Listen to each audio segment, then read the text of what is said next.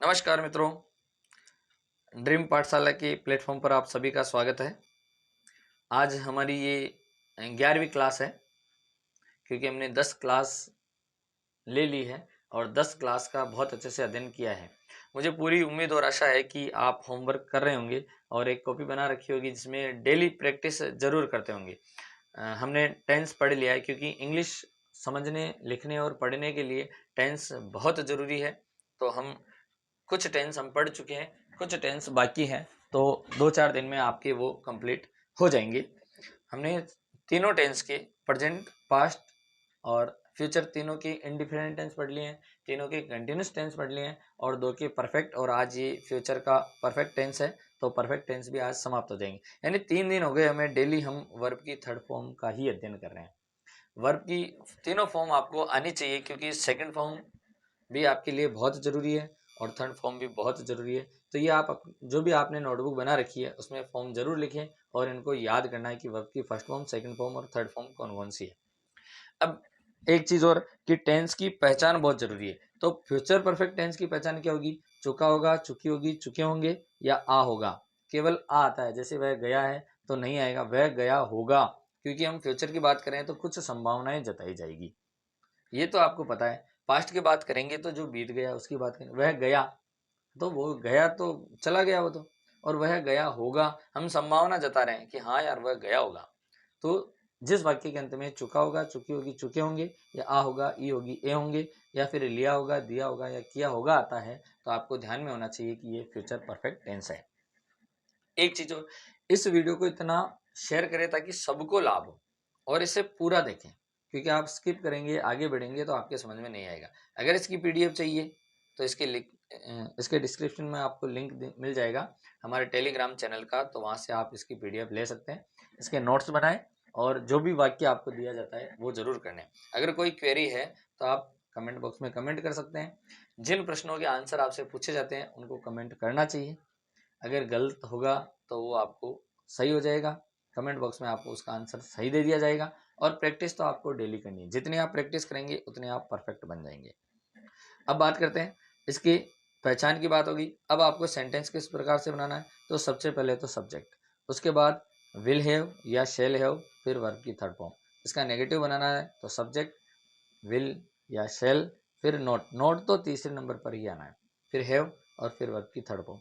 दूसरी चीज कि विल और शेल कहाँ लगेगा, तो आपको पता है विल हैव, शेल हैव लगेगा कहाँ? आजकल मॉडर्न इंग्लिश चल रही है तो सब में विल हैव का यूज हो रहा है।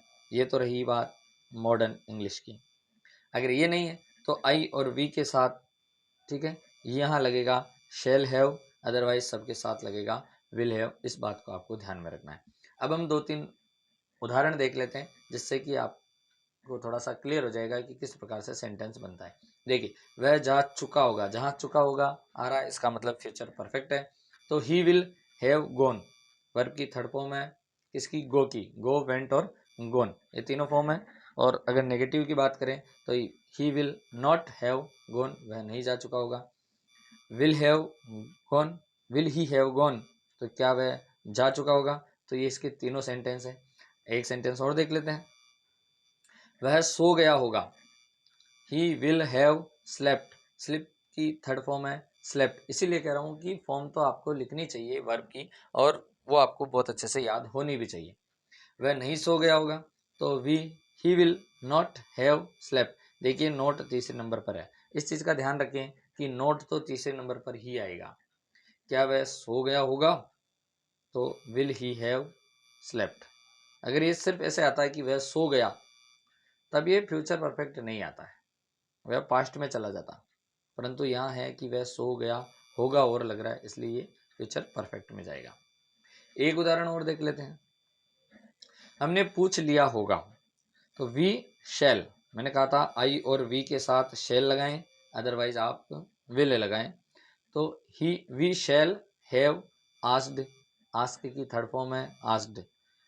नेगेटिव के लिए वी शैल नॉट तीसरे नंबर पे आ गया, हैव आस्क्ड। और क्या के लिए क्या करेंगे? शैल वी हैव आस्क्ड, क्या हमने पूछ लिया होगा, तो shall we have asked.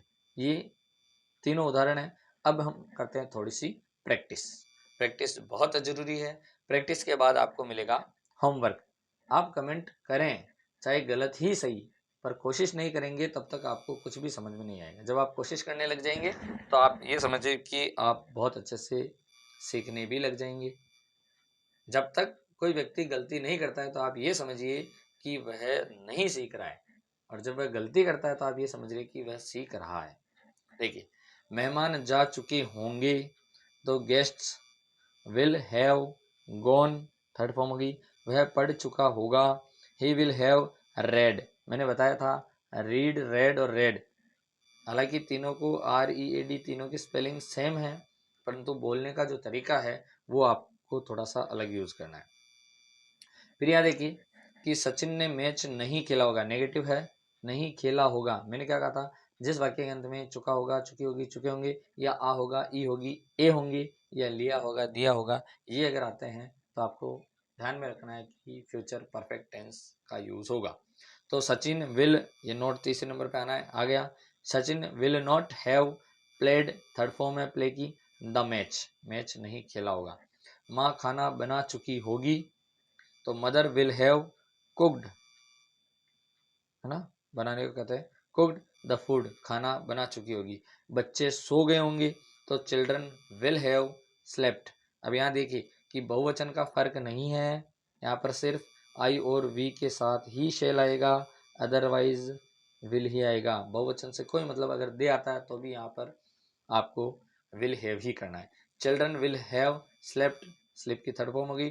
Train Delhi से निकल चुकी होगी, संभावना जताई जा रही है, तो the train will have departed. ठीक है, डिपार्ट की थर्ड फॉर्म है डिपार्टेड फ्रॉम दिल्ली।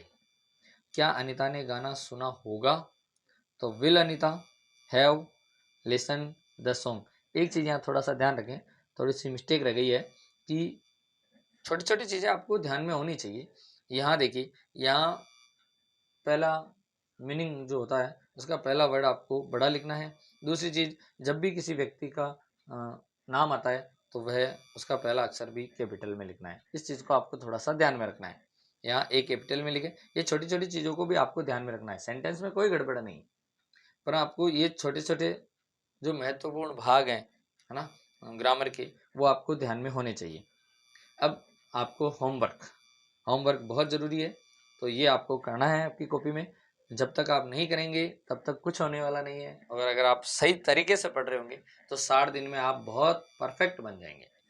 देखिए, डॉक्टर क्लिनिक आ चुका होगा, उसने फ़ोटो नहीं ली होगी, क्या वह गिर गया होगा, उसने गिफ्ट खरीद लिया होगा, उसने पतंग उड़ाई होगी। ट्रेन अजमेर जा चुकी, पहुंच चुकी होगी या जा चुकी होगी, वह समझ चुकी होगी। ये आपका होमवर्क है, इस चीज़ को भी आपको थोड़ा सा ध्यान में रखना है। आज परफेक्ट टेंस समाप्त हो गए, यानी वर्ब की थर्ड फॉर्म की जो आपकी टेंशन थी वो समाप्त हो गई। आज हमारे टेंस के 9 पार्ट पूरे हो चुके हैं। टेंस 12 हमें पढ़ने हैं, इसमें से 9 कंप्लीट हो गए हैं। आप इनका बार बार रिवीजन करें, प्रैक्टिस करें। अगर कुछ क्वेरी है, कुछ समझ में नहीं आ रहा, तो आप कमेंट बॉक्स में कमेंट कर सकते हैं। इनके आंसर जो आपको होमवर्क मिल रहा है उनको आप कमेंट बॉक्स में कमेंट में लिखें। अगर आपको वीडियो अच्छा लगा है तो इसे लाइक करें, शेयर करें, ताकि सभी को इसका लाभ मिल सके। और जिसने अभी तक सब्सक्राइब नहीं किया वह सब्सक्राइब करें, ताकि आने वाला जो वीडियो है वो आपको पहले मिले। बेल आइकन को ज़रूर प्रेस कर दें। मिलते हैं अगले वीडियो में। जय हिंद, जय भारत।